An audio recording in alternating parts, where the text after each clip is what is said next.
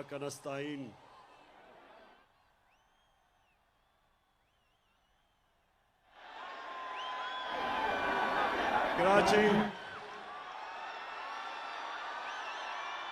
कराची दिल से आपका मैं शुक्रिया अदा करता हूं। बहुत बहुत शुक्रिया आपका।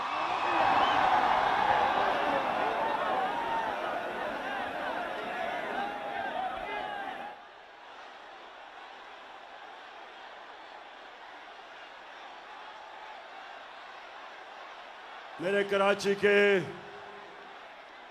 बाशऊर शहरियों,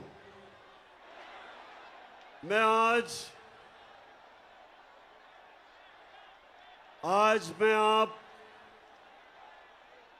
जो मैं आपके सामने आया हूं, बड़ी खास बातचीत करने आया हूं, क्योंकि मसला आपके मुस्तकबिल का है। कराची के लोगों, मसला आपके बच्चों के मुस्तकबिल का है। इसलिए मैं आज आया हूं और मुझे बड़ी खुशी है कि आज मैं सारी जगह पाकिस्तान के झंडे देख रहा हूं, क्योंकि मसला तहरीक इंसाफ का नहीं, पाकिस्तान का मसला है।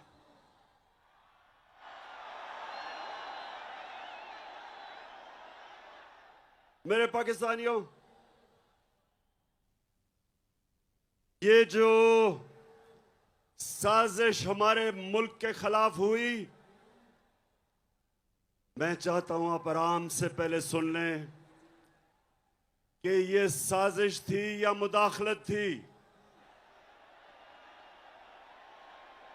अच्छा, पहले बताने से पहले जरा हाथ खड़े करके पहले मुझे बताएं कि ये मुदाखलत थी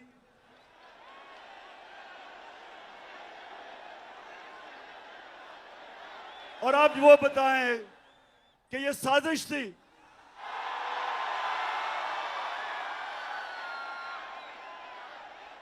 साजिश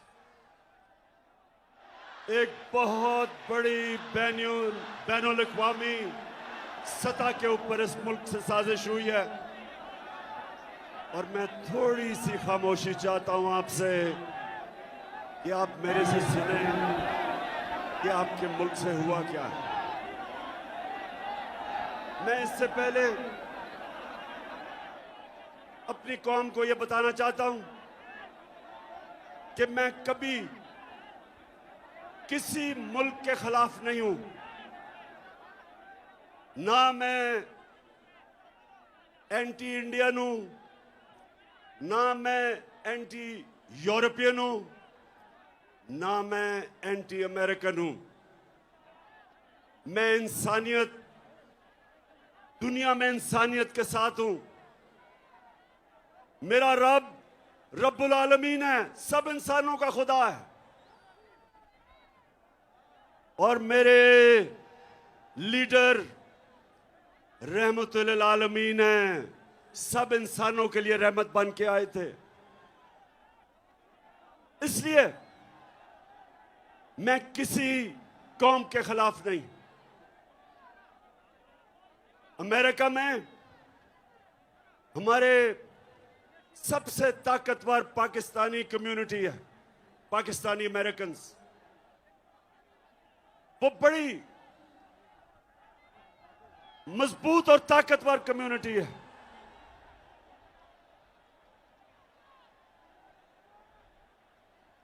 और वो भी पाकिस्तान को पैसे भेजते हैं जिस पे हमारा मुल्क चलता है।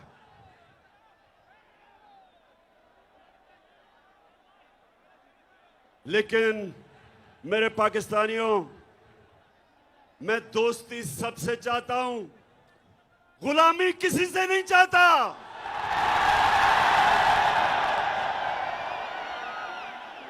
मैंने और पाकिस्तानी कौम सुन लो, ये मैं आज आपको कराची आया या आपको ये बताने के लिए, लोगों ने कहा कि इमरान खान तुम्हारी जान को खतरा है, बैरूनी साजिश भी अंदरूनी भी, माफिया बैठे हुए हैं आपकी जान के पीछे। पाकिस्तानियों, मेरी जान इतनी जरूरी नहीं जितनी आपकी आजादी इस मुल्क को जरूरत है। ये जो साजिश हुई है, ये आपको गुलाम रखने की साजिश हुई है। एक मीर जाफर को हमारे ऊपर मुसल्लत कर दिया है। नौजवानों जो तारीख नहीं जानते, मीर जाफर कौन था? मीर जाफर कौन था?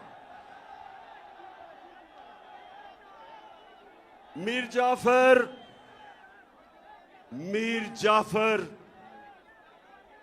वो एक गद्दार था जिसने अंग्रेजों के साथ मिलके बंगाल का जो मुगल सल्तनत का गवर्नर था सिराजुद्दौला, उसने अंग्रेजों के साथ मिलके उससे गद्दारी की और बंगाल अंग्रेजों के हाथ में चला गया। तो मेरे पाकिस्तानियों सुनो, जो मुगल सल्तनत का सबसे अमीर और खुशहाल सूबा था वो बंगाल था, और मीर जाफर की गद्दारी की वजह से वो अंग्रेजों के हाथ में चला गया। जानते हैं उसके बाद बंगाल से क्या हुआ? बंगाल के ऊपर अंग्रेजों ने टैक्स लगाए, किसानों से उन्होंने पैसा निकाला, किसान गरीब हो गए, कहत पड़ गया, करोड़ों लोग कहत के अंदर बंगाल में मरे। जब अंग्रेज आया था तो बंगाल सबसे अमीर सूबा था, और जब वो गया तो सारे हिंदुस्तान में बंगाल सबसे गरीब सूबा रह गया। तो मेरे पाकिस्तानियों, यहां भी एक मीर जाफर हमारे ऊपर मुसल्लत कर दिया गया साजिश के तहत। ये हमारा जो मीर जाफर है,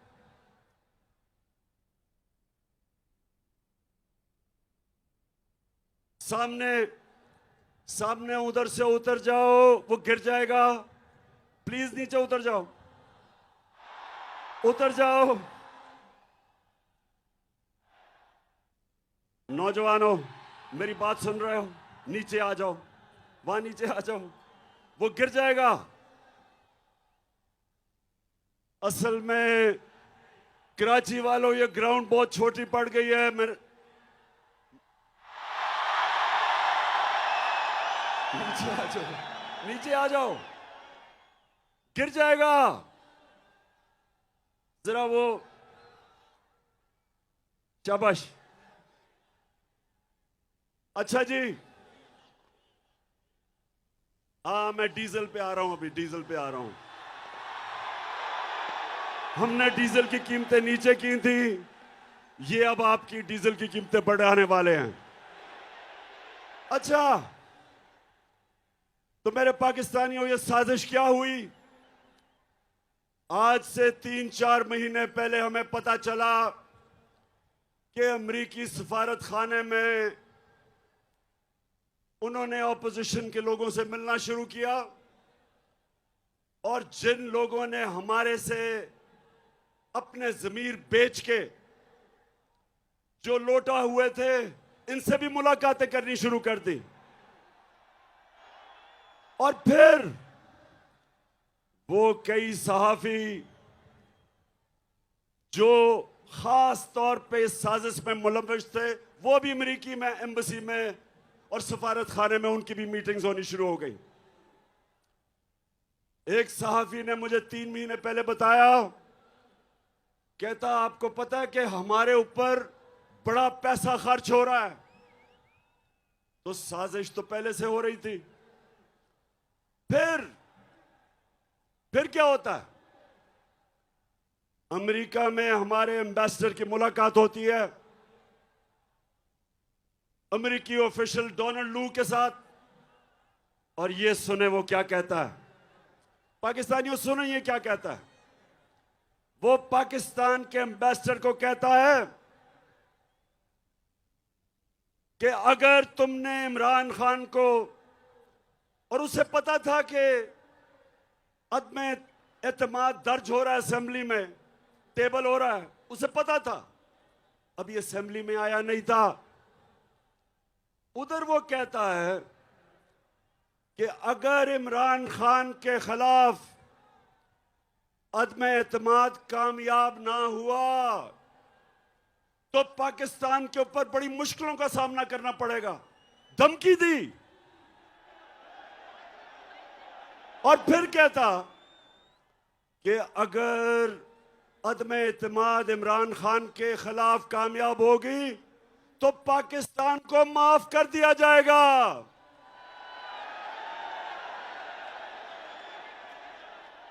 पाकिस्तानियों, मुझे ये बताओ कि इससे शर्मनाक धमकी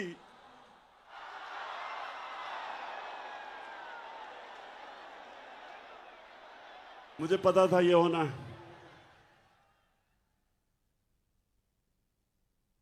तो पाकिस्तानियों, इससे शर्मनाक धमकी 22 करोड़ लोगों की कौम को दी जा रही है।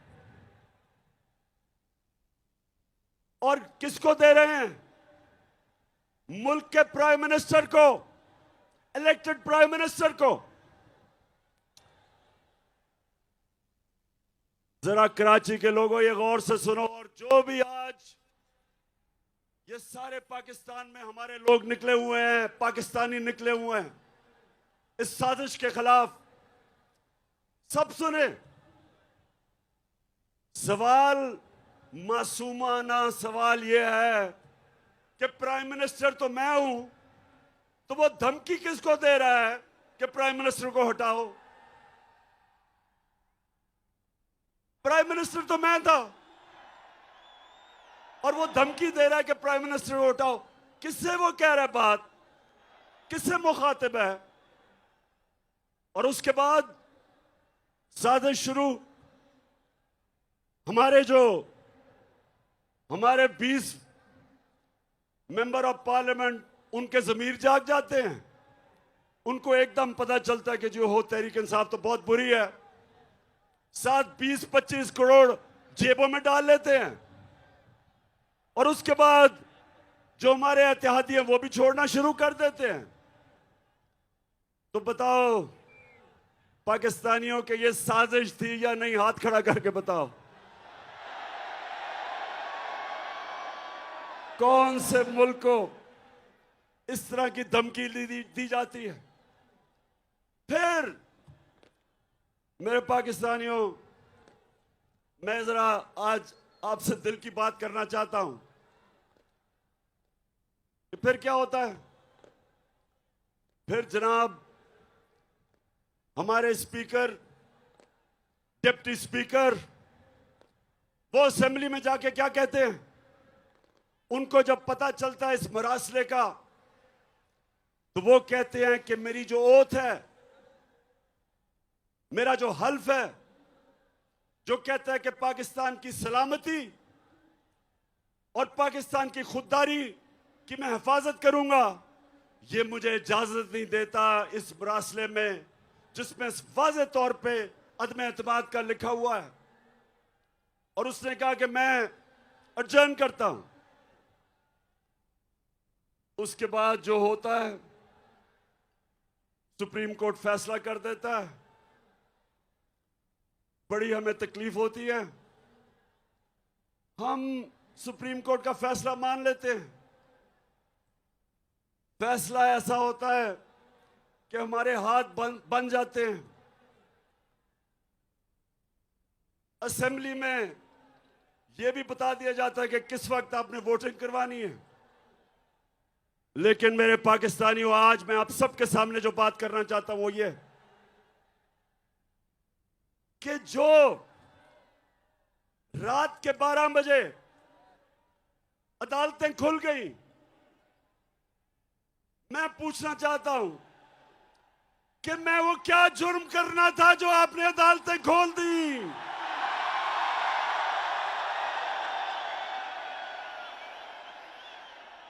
मैं वो पाकिस्तानी हूं जिसने अपनी जमात का नाम इंसाफ की तहरीक रखा। मैंने पूरी तरह आजाद अदलिया की जंग लड़ी। मुझे जनरल मुशर्रफ ने जेल में डाला क्योंकि मैं आजाद अदलिया की जंग लड़ रहा था। मैंने आज तक कभी पाकिस्तान का कानून नहीं तोड़ा। मैं क्रिकेट के जमाने से 45 साल से पाकिस्तानी कौम मुझे जानती है। कभी मैंने अपनी कौम को क्रिकेट की खेलों की ग्राउंडों पर शर्मिंदा नहीं करवाया।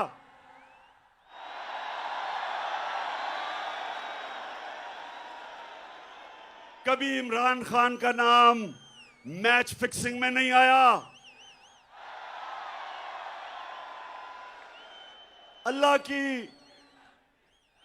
अल्लाह का करम ऐसा, उसने मेरी मदद की। पाकिस्तान के दो सबसे बड़े खैराती इदारे, दो शौकत खानम हॉस्पिटल बनाए और तीसरा सबसे बड़ा कराची में बन रहा है।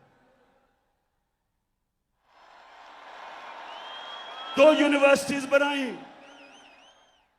नमल और अल कादर, जिधर 90% बच्चों का मुफ्त तालीम मिलती है। अस्पताल में 75% कैंसर के मरीजों को मुफ्त इलाज होता है। और मुझे पाकिस्तान के सुप्रीम कोर्ट ने सादिक और अमीन का वाहिद सियासतदान हूं।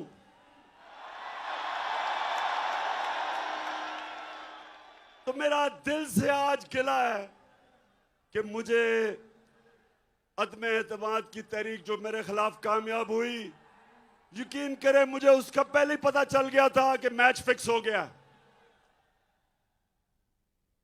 लेकिन जो मुझे तकलीफ हुई कि मेरे खौफ में कि मैं कोई जुर्म कर दूंगा, कोई आइन तोड़ दूंगा, रात के 12 बजे जो अदालतें खोली वो सारी जिंदगी मेरे दिल में बात रह जाएगी।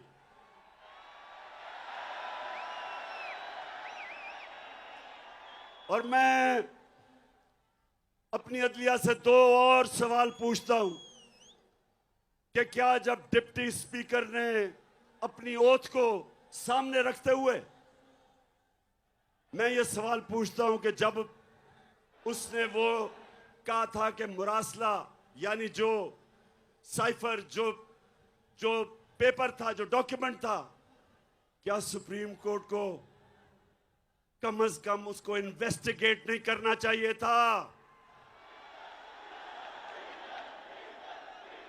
इतना बड़ा मुल्क के प्राइम मिनिस्टर को धमकी मिल रही है कि नो कॉन्फिडेंस कामयाब होगी तो हम ताल्लुकात अच्छे रखेंगे।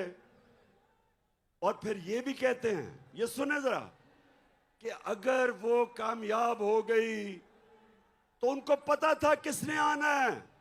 मीर जाफर अचकन सलवा के तैयार बैठा था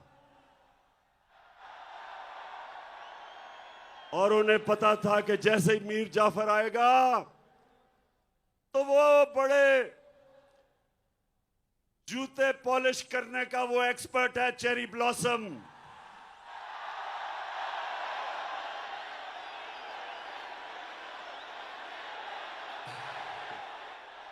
आते साथ ही चेरी ब्लॉसम को हुक्म मिला, मीर जाफर को, कि डू मोर करो, दहशतगर्दी के खिलाफ अभी और काम करो। मेरे दौर में एक दफा, सुने कराची के लोगों, एक दफा सदर ट्रंप, उसने पाकिस्तान को कहा कि हम दहशतगर्द, पाकिस्तान से दहशतगर्दी हो रही है। अभी भी आप ट्वीट देखें जो उसको मैंने जवाब दिया। मैंने उसको यह जवाब दिया कि पाकिस्तान वो मुल्क है जिसने सबसे ज्यादा आपकी जंग में कुर्बानियां दी हैं। बजाय हमारा शुक्रिया अदा करने के लिए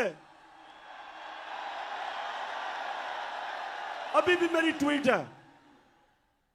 और सदर ट्रंप के साथ जब मैं अमेरिका गया, आप उठा के देखें कि कभी भी शायद ही किसी पाकिस्तान के प्राइम मिनिस्टर को वो इज्जत मिली जो उसने मुझे अमेरिका में इज्जत दी थी। पाकिस्तानियों, नया बनेगा पाकिस्तान, डट के खड़ा है अब इमरान। नया बनेगा पाकिस्तान, डट के खड़ा है अब इमरान। ठीक करेगा सब कप्तान, नया बनेगा पाकिस्तान। नया बनेगा पाकिस्तान, नया बनेगा पाकिस्तान, डट के खड़ा है अब इमरान। नया बनेगा पाकिस्तान। तो मेरे कराची के बाशऊर शहरियों, मैं अमेरिकनों को अच्छी तरह जानता हूं, मैं यूरोपियंस को अच्छी तरह जानता हूं, इन सब सियासतदानों से मैं बेहतर जानता हूं। आप जब अपने मुल्क की दिफा करते हैं, अपने मुल्क के मफादात के लिए आप स्टैंड लेते हैं, वो आप पे प्रेशर जरूर डालते हैं, लेकिन आपकी वो इज्जत करते हैं। लेकिन जब अब उनके बूट पॉलिश करते हैं चेरी ब्लॉसम से, वो इज्जत नहीं करते।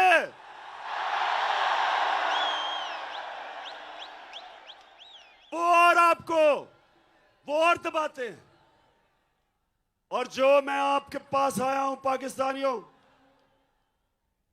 पहले तो मैं अदलिया से आखिरी बात कर दूं कि मैं अपनी अदलिया से दूसरी बात कि रिस्पेक्टेड जजेस, जब एक खुली मंडी लगी हुई थी और बिक रहे थे पॉलिटिशियंस, अपने मैंडेट से गद्दारी, अपने हल्के वाले लोगों से गद्दारी, पाकिस्तान के आईन से गद्दारी, हमारे बच्चों, हमारे नौजवानों के लिए सबके सामने वो लोग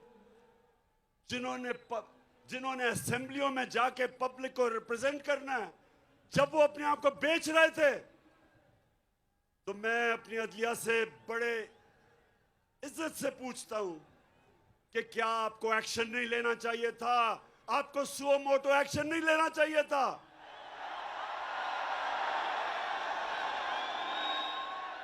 क्या ये हमारा आईन इसकी इजाजत देता है? बताएं, इजाजत देता है कि आपसे वोट लेके आए और वहां जाके अपने आप को 20 करोड़ रुपए पे अपना जमीर बेच दें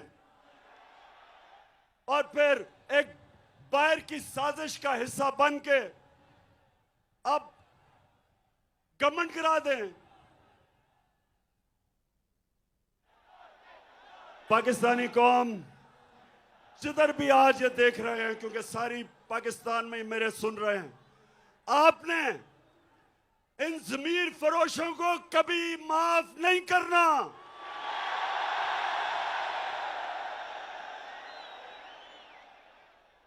और ये जो पाकिस्तान का मीर जाफर है, ये जो हर जगह सूट पहन के और टाई पहन के फिरता है अपनी आंखों को बताने के लिए, जी मैं भी आप ही की तरह हूं, इसको मुझे ये बताएं कि ये इंपोर्टेड हुकूमत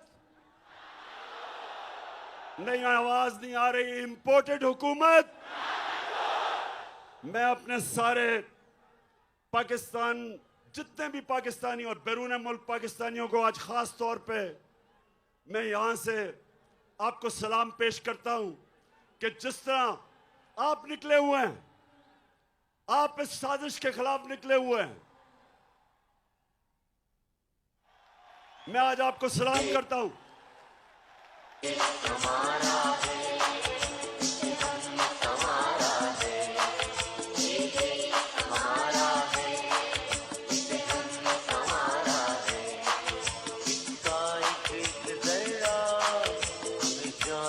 प्यारा है इसका एक जरा, जान से प्यारा है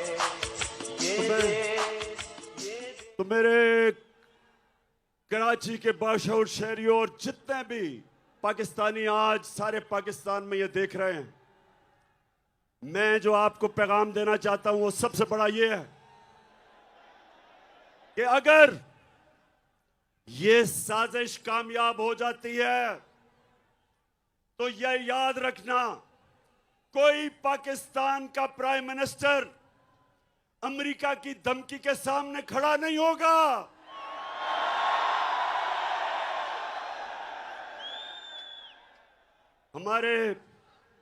मुझे तकलीफ हुई, कल वजीरिस्तान में हमारे 8 जवान शहीद हुए। जितने हमारे फौज ने कुर्बानियां दी हैं, ये जो अमेरिका की जंग में हमने शिरकत की, 6,500 हमारे फौजियों ने कुर्बानियां दी, ऑफिसर्स ने दी। मेरी वालदा की तरफ से एक जनरल ने कुर्बानी दी, मेरे वालिद की तरफ से, उस फैमिली से दूसरे जनरल ने कुर्बानियां दी। हम सब जिनकी फैमिलियां फौज में हैं, सबको पता है कि ये जो अमेरिका की जंग में हमने कितनी कुर्बानियां दी। लेकिन किसी को याद है कि हम इस जंग में कैसे शिरकत किए? मैं आपको बताता हूं। एक धमकी आई अमेरिका से। जनरल मुशर्रफ अपनी किताब में लिखता है कि अमेरिका ने कहा अंग्रेजी में कि we will bomb you into stone age, कि हम आपके ऊपर, अगर आपने हमारे साथ ना चले तो हम आपके ऊपर बमबारी करके आपको पीछे ले जाएंगे। एक धमकी, चारों शाने चित उनकी फौज में शिरकत कर ली, 80,000 अपनी लोगों को मरवा दिया, अरबों डॉलर का नुकसान करवा दिया। कबायली इलाके को हमने उजाड़ दिया। 35 लाख लोग कबायली इलाकों से नकल मकानी की और कई कराची में आ गए। पूछे उनके ऊपर क्या गुजरी। 400 ड्रोन अटैक हुए पाकिस्तान में। ड्रोन अटैक्स में एक दफा स्कूल के बच्चे,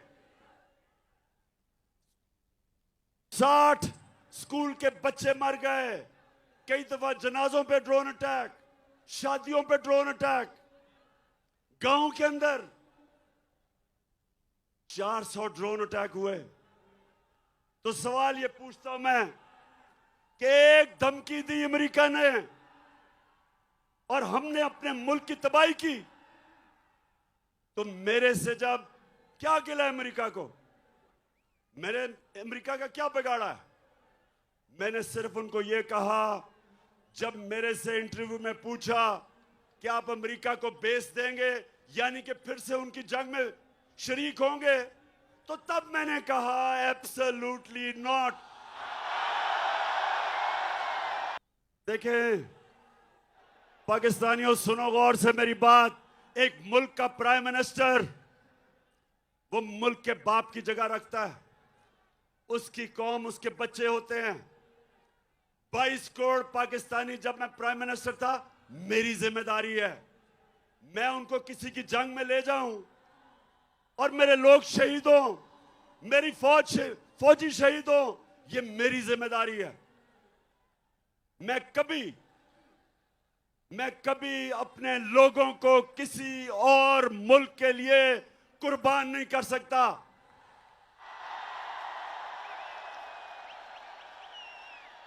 मैं चेरी ब्लॉसम बूट पॉलिश नहीं हूं। मैं इस मुल्क का मीर जाफर नहीं हूं जो बाहर की कुव्वतों से मिलके मुल्क में साजिश करके एक इलेक्टेड गवर्नमेंट गिरा दे, बाहर से पैसा आए, लोगों के जमीर खरीद ले।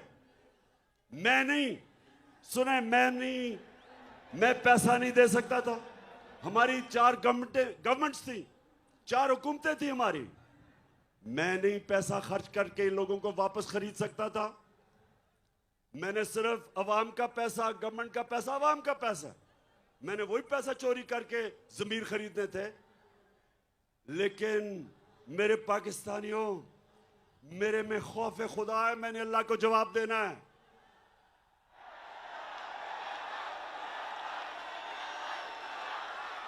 और मैं क्या अपने नौजवानों के लिए, अपने बच्चों के लिए मैं क्या मिसाल दूंगा कि मैं अपनी हुकूमत बचाने के लिए रिश्वत दे रहा हूं, जमीन खरीद रहा हूं? क्या जवाब दूंगा मैं अल्लाह को और अपनी अवाम को? बेहतर है कि हुकूमत चली जाए, लेकिन अपने और आप नौजवानों याद रखो, कभी अपने जमीर का सौदा ना करना, कभी ना करना, क्योंकि थोड़ी देर तो पैसा मिल जाता है, बाकी जिल्लत ही जिल्लत है। ये अब लोटे जमीर फरोश जब पब्लिक में आएंगे,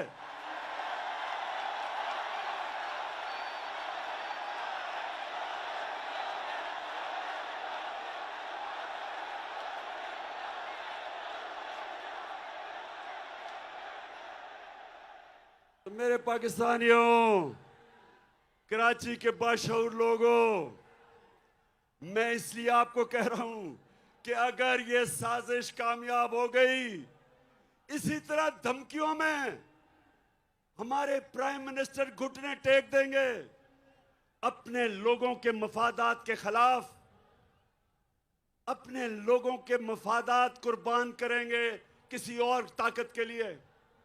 इसलिए जरूरी है कि ये मीर जाफर की हुकूमत को हम कामयाब ना होने दें। तो पाकिस्तानियों, फिर सुने, एक जनरल मुशर्रफ ने घुटने टेके उनकी जंग में ले जाने के लिए, और दूसरी तरफ उसने पता कब घुटने टेके?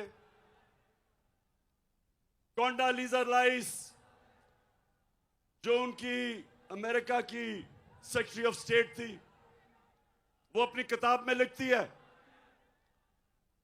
कि मैंने बेनजीर और जनरल मुशर्रफ को इकट्ठा किया, और क्योंकि हम चाहते थे कि हमारी जंग लड़े ये, तो मैंने इन दोनों को इकट्ठा किया, और तब जनरल मुशर्रफ ने एनआरओ दिया इन दोनों बड़े डाकुओं को, जरदारी को और नवाज शरीफ को। ये तब एनआरओ दिया गया, सारे इनके करप्शन के केसेस माफ कर दिए गए, ये फिर वापस आए। 10 साल इन्होंने मुल्क को लूटा, 10 साल मेरे ऊपर पहले दिन से प्रेशर डाला कि इनको एनआरओ दो, आज गवर्नमेंट करा देंगे, कल लॉन्ग मार्च कर देंगे। सारा वक्त इन्होंने मुझे ब्लैकमेल करने की कोशिश की कि हम इनको एनआरओ दे दूं। मैंने इनको तब कहा, मुझे फख्र है कि मैंने अल्लाह से वादा किया था कि मैं कभी अपनी कौम से गद्दारी नहीं करूंगा।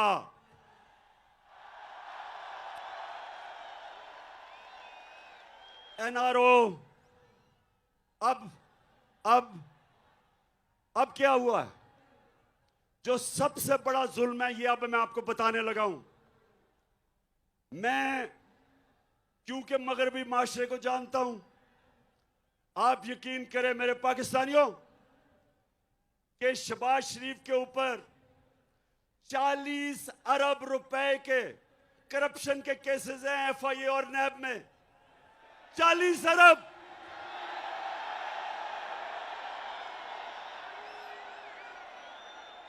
जो मैं मगरबी माशरा जानता हूं, अपने मुल्क में अगर ये शहबाज शरीफ वहां होता और इसके ऊपर 40 अरब रुपए के करप्शन के केस होते, तो इसको मकसूद चपड़ासी भी ना रख सकते। हमारे मुल्क की तौहीन, इससे ज्यादा तौहीन क्या हो सकती है कि एक बेल के ऊपर, एक जमानत के ऊपर आदमी, उसको मुल्क का हमने प्राइम मिनिस्टर बनवा दिया। इन्होंने बनवाया। अपने मुल्क में इनके क्या इखलाकी स्टैंडर्ड्स हैं, और हमारे मुल्क में इसको ऊपर मुसल्लत किया है। यानी ये हमें कितनी नीची नजर से देखते हैं। पाकिस्तानियों, ये हमें क्या समझते हैं?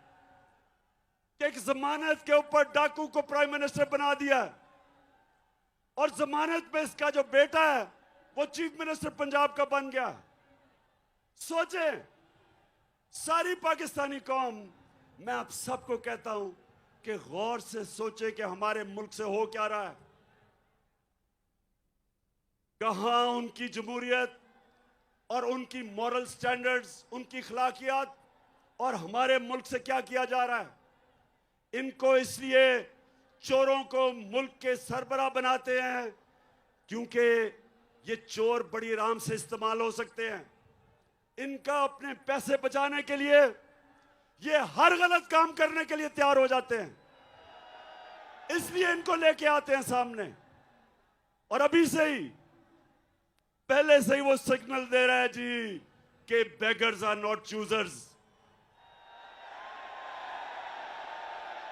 उनको पहले ही पैगाम पहुंचा रहा है कि जो कौम मकरूज होती है उसको गुलामी करनी पड़ती है। शहबाज शरीफ, तुम्हें गुलामी करनी पड़ती है, ये कौम गुलामी नहीं करेगी।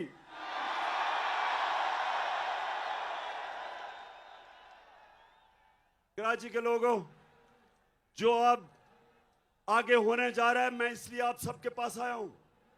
अब ये क्या करेंगे? जब आपने बाहर से साजिश के तहत हमारे ऊपर अमेरिकनों ने इसको मसल्लत कर दिया है, अब ये क्या करेगा?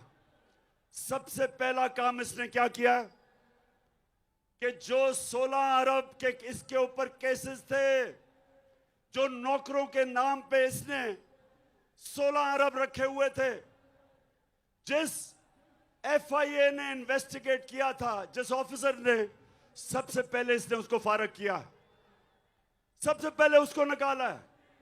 फिर लाहौर नैब पे इन्होंने फिर आदमी लेके आया है जो इनके केस खत्म करेगा और दूसरों के ऊपर केस बनाएगा, इंतकामी कार्रवाई करेगा।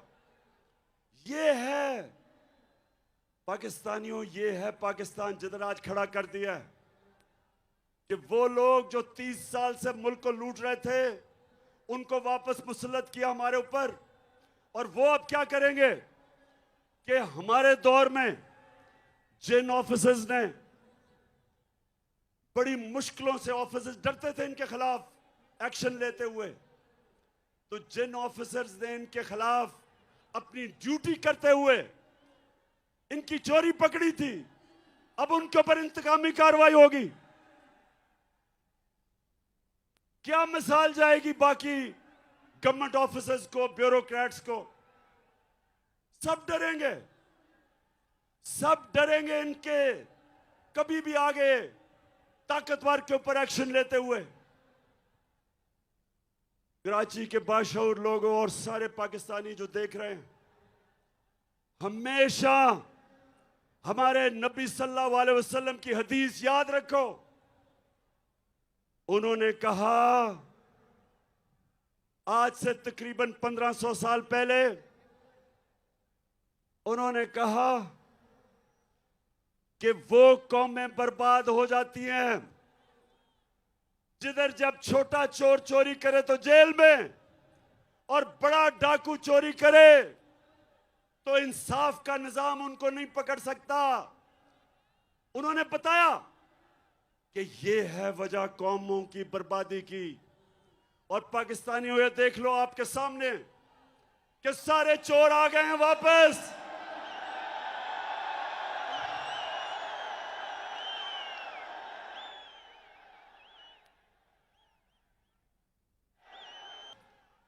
जो मास्टरमाइंड था इस सारी साजिश का, लंदन में बैठ के जो ये सारी साजिश कर रहा था, जो यहां कानून से झूठ बोल के दूसरी दफा भागा, पहली दफा मुशर्रफ के दौर में इसने मुआहदा करके सऊदी अरेबिया भाग गया, अब यहां झूठ बोल के कि जनाब मरने वाला है, बड़ा बीमार है, ये लंदन चला गया। अब वो तैयारी कर रहा है वापस आने के लिए। अब पाकिस्तान का सारा इंसाफ का निजाम ट्रायल पे है। सारी कौम अब देख रही है कि हमारा इंसाफ का निजाम क्या ये ताकतवर डाकुओं के खिलाफ खड़ा हो सकता है या नहीं। मैं अपनी अदलिया, अपनी नैब, इन सब से पूछता हूं कि अब क्या करेंगे आप?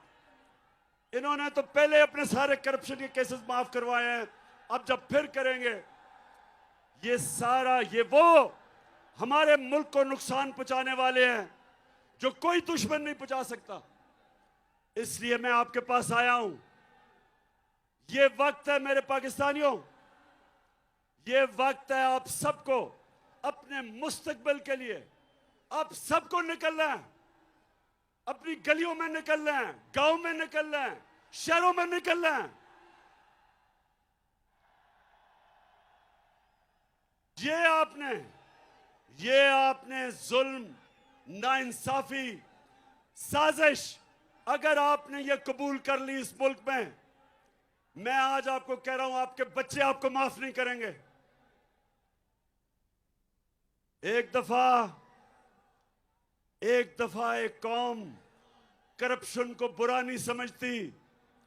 जब वो करप्शन को एक्सेप्ट कर जाती है, जब बुराई को बुरा नहीं समझती, तो वो कौम की तबाही हो जाती है, वो कौम नहीं बचती। मौलाना रूमी ने यही कहा कि जब कौम अच्छे और बुरे की तमीज खत्म करती है, मर जाती है। हमारे लिए ये एक डिफाइनिंग मोमेंट है। मैं फिर से कहता हूं कि मुझे बड़ा काजी आपके खिलाफ साजिशें हैं, आपकी जान को खतरा है, मेरी जान से ज्यादा पाकिस्तान को खतरा है। ये मैं अपनी सारी पाकिस्तानी कौम को कहता हूं, इस साजिश को आपने कामयाब होने दिया। मैं फिर से कहता हूं, ये वो अल्लाह की नेमत है पाकिस्तान, ये एक अजीम मुल्क बन सकता है। इसमें सब किस्म की अल्लाह ने नेमतें दी हैं, लेकिन कोई भी मुल्क, जिस मुल्क के ऊपर चोरों को आप मसलत कर दें, वो कोई मुल्क आगे नहीं बढ़ सकता। और सिर्फ यही नहीं कि वो करप्ट हैं, वो बाहर के एजेंडा पाकिस्तान पे चलाएंगे। मैंने किस चीज से अमेरिका नाराज हुआ? एक ये कि जी मैंने कहा कि हम नहीं मानते, हम अमन में आपके साथ हैं, जंग में आपके साथ नहीं हैं। दूसरा, जब मैं रूस में गया तो हमने उनसे कहा कि हमें तेल और गंदम चाहिए। दोनों, तेल भी 30% कम पे वो हमें दे रहे थे और गंदम भी 30% कम पे हमें दे रहे थे।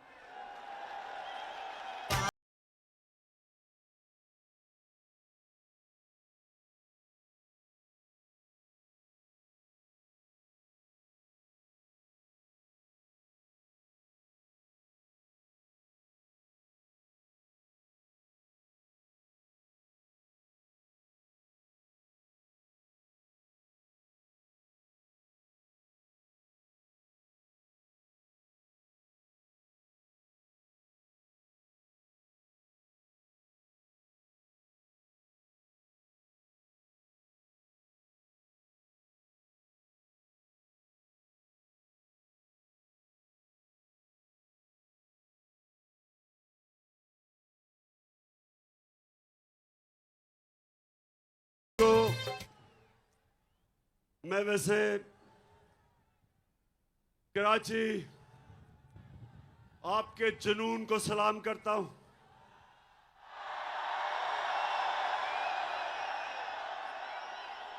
आपके शऊर को सलाम करता हूं। अब हमारे सामने दो रास्ते हैं। अब मैं सारी पाकिस्तानी कौम को कह रहा हूं, दो रास्ते हमारे सामने। हम जब नमाज पढ़ते हैं, हम अल्लाह से सिर्फ एक चीज मांगते हैं कि अल्लाह उनके रास्ते पे लगा जिनको तूने नेमतें बख्शी, उनके रास्ते पे नहीं जो तबाही का रास्ता है। हमारी कौम के सामने ये दो रास्ते आ गए, जिसकी वजह से यहां आया हूं मैं। एक तरफ रास्ता है ला इलाहा इल्लल्लाह का रास्ता, अल्लाह तेरे सिवा कोई किसी के सामने हम सजदा नहीं करते।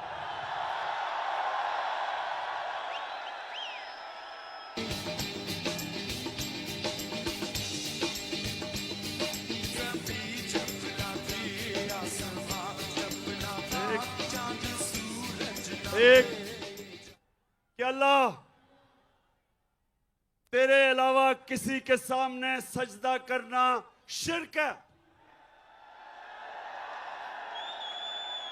हम अमेरिका, हम इनसे दोस्ती कर लेंगे, लेकिन इनसे के सामने गुलामी नहीं करेंगे। हमारा दूसरी बात कि हमारा कुरान में अल्लाह ने हमें हुक्म दिया है अमर बिल मारूफ, कि तुम अच्छाई के साथ राय हक पे खड़े होगे और बदी के खिलाफ जहाद करोगे। पाकिस्तानी कौम ये याद रखें, अल्लाह ने कोई तीसरा रास्ता नहीं दिया। आप न्यूट्रल नहीं हो सकते, अल्लाह का हुक्म है। अल्लाह का हुक्म है कि ये तुम चोरों और डाकुओं के खिलाफ जहाद करो। आप राय हक पे चले, उसका हुक्म है। आप ये नहीं कह सकते मैं तीतर और बटेर हूं, या एक है या दूसरा है। तो मेरी सारी कौम को आज मैं पैगाम देना चाहता हूं, चाहे वो नून लीग के लोग हैं, चाहे वो पीपल्स पार्टी, चाहे वो MQM, सबको मेरा पैगाम है कि अल्लाह का हुक्म है। इस वक्त जब एक बड़ी साजिश हो के एक मुल्क में रजीम चेंज की गई और मीर जाफर को ऊपर बैठा दिया, आप सब पे फर्ज है कि पहले तहकीकात कर लें। और हमने कहा है कि जो मुरासला है, ये जुडिशल कमीशन बैठे चीफ जस्टिस के नीचे, और उसके बाद फैसला करें कि ये ठीक है या नहीं है, क्योंकि हमें पता साजिश हुई है। लेकिन जब हमने सारी असेंबली को कहा कि आके खुद नेशनल असेंबली की सिक्योरिटी कमेटी में इसको आके देखें, तो मुझे अफसोस से कहना पड़ता है कि इनके मीर जाफर ने तो आना नहीं था, वो तो साजिश का हिस्सा है, लेकिन बाकी इन MNS तो आके देखते। फिर स्पीकर ने कहा कि आके देखो, तब भी ये नहीं आए। तो अगर ये आपको पता है, आपको जब ये पता चल जाए कि ये इस जो मुरासले में वाकई रजीम चेंज का और नो कॉन्फिडेंस का लिखा हुआ है, तो उसके बाद आप कैसे इनका साथ दे सकते हैं? कैसे आपका ज़मीर मानता है इनका साथ देने में? कैसे आप एक बैरूनी साजिश का हिस्सा हो सकते हैं? तो मैं आप सबको कहता हूं कि ये टाइम है, आप सारे पाकिस्तानी मिलकर निकलें और कहें, एक डिमांड कहें कि हमें इलेक्शन चाहिए, हमें इलेक्शन चाहिए।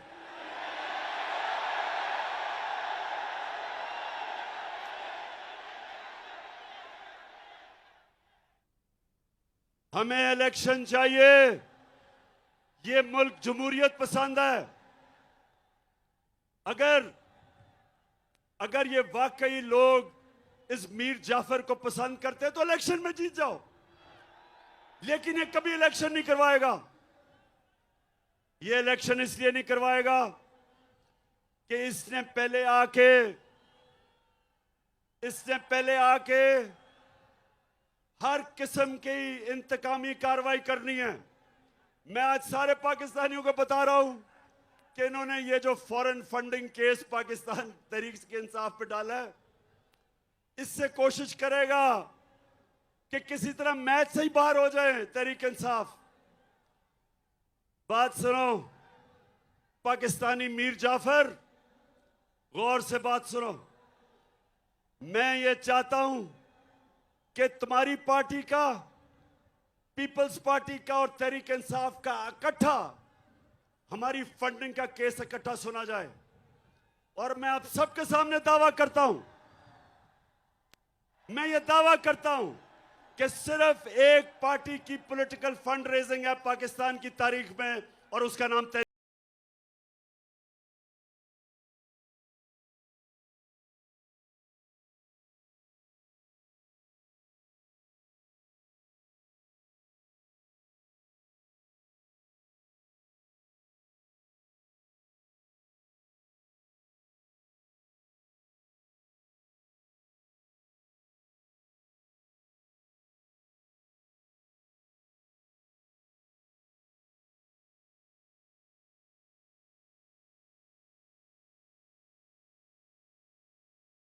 ये मैं आपको शरीफ माफिया की डॉक्ट्रिन बता दूं। ये क्या करेंगे, हर जगह पहले अपने अंपायर खड़े करेंगे, इलेक्शन कमीशन में अभी अपने लोग भरेंगे ताकि इलेक्शन में धांधली करें, ब्यूरोक्रेट्स अपने लेके आएंगे, एफआईए के अंदर केसेस करेंगे हमारे खिलाफ, नैब में झूठे केसेस बनाएंगे और फिर कोशिश करेंगे कि धांधली करके किसी तरह मीर जाफर फिर आ जाए। मैं आज सारे पाकिस्तान को कहना चाहता हूं कि हम मजबूत इदारे चाहते हैं। हम नहीं चाहते कि हमारे इदारों को किसी तरह कोई कमजोर करे। मजबूत इदारे से मजबूत कौम बनती है। लेकिन ये जो करने जा रहा है, जो इन्होंने हमारे सोशल मीडिया के लोगों को पकड़ा, मेरा पैगाम सुन लो कि अगर हमें दीवार से लगाया तो मुल्क को नहीं, आपको नुकसान पहुंचेगा। मेरी जमात और जितने भी हमारे लोग निकल रहे हैं, मेरा सबको पैगाम है कि हमने पुरअमन रहना है। हमने कभी किसी किस्म की टकराव की सियासत नहीं करनी। हमारे ही लोग हैं, हमारी पुलिस है, हमारी फौज है, हमारे इदारे हैं। हमने किसी किस्म का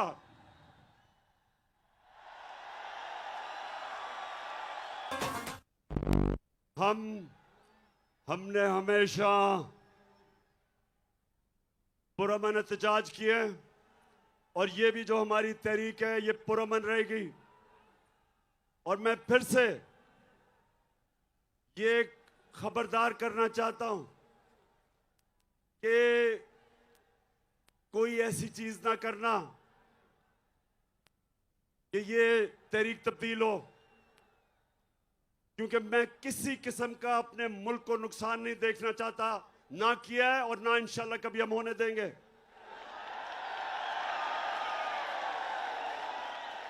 लेकिन मेरे पाकिस्तानियों, आखिर में आप सब तैयारी करें। आज जिधर भी पाकिस्तान में ये देख रहे हैं, मैं पहले तो सब आपका शुक्रिया अदा करता हूं कि आप मेरी कौम पाकिस्तान के लिए बाहर निकले हैं।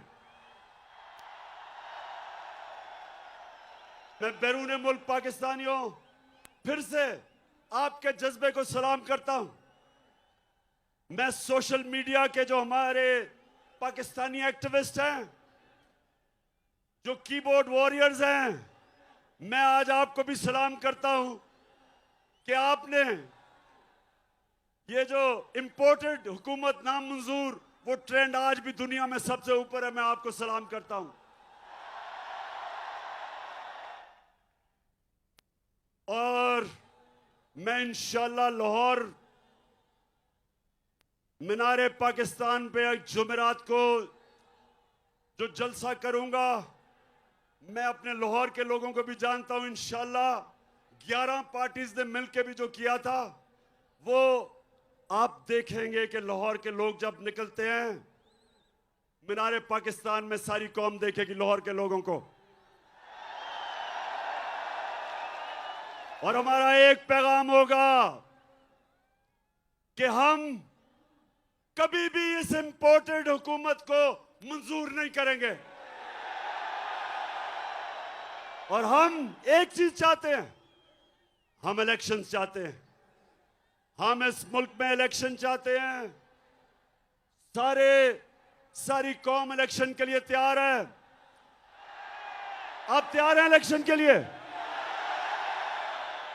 और फिर से मेरे से वादा करना है आपने कि आपने सबक सिखाना है इन जमीर फरोश लोटों को इलेक्शन में।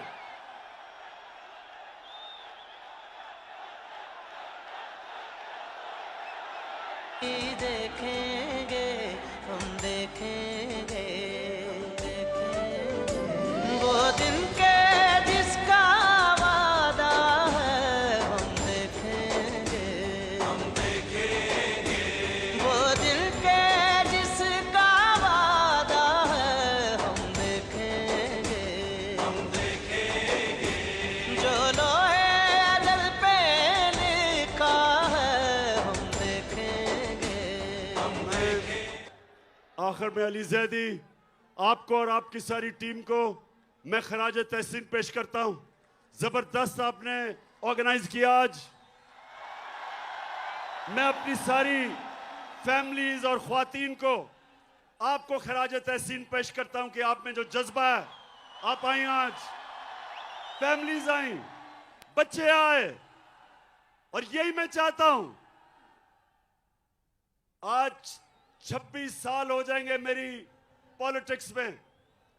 मुझे 26 साल के बाद पहली दफा नजर आ रहा है कि पाकिस्तानी कौम बन रही है, हम एक कौम बन रहे हैं। माशाअल्लाह, पाकिस्तान जिंदाबाद। अल्लाह।